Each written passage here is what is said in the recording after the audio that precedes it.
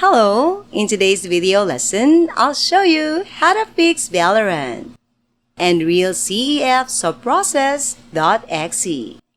But first, don't forget to like and subscribe to our channel so you won't miss any helpful tutorials. Let's now start.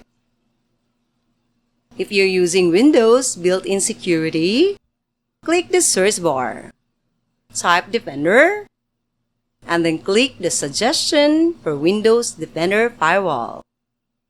At this point, you must select Allow an app or feature from the menu option on the left. Following that, you must click on Change Settings after finding the Valorant game.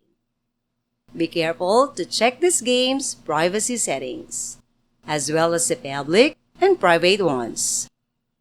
Then click OK. Repeat these steps for the Riot.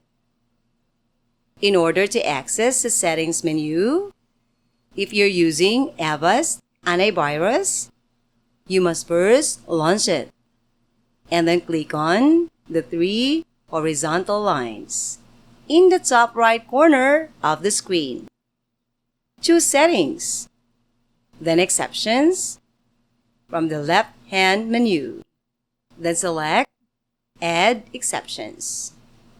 Now you must find the right path for Valorant and click on Browse. Next, select Local Disk C and then select Program Files. Then Riot Games and go to Valorant. Go to Live, then Engine. Go to Binary Win64 and then look for the Unrealcfsubprocess. Choose this checkbox if you must. Then press OK. Click Add Exception. You may now close it. If the issue has been resolved, restart your computer after completing these steps and repeat the process if necessary to add an exception to any other antivirus software you may be running, such as AVG, Kaspersky, or Norton.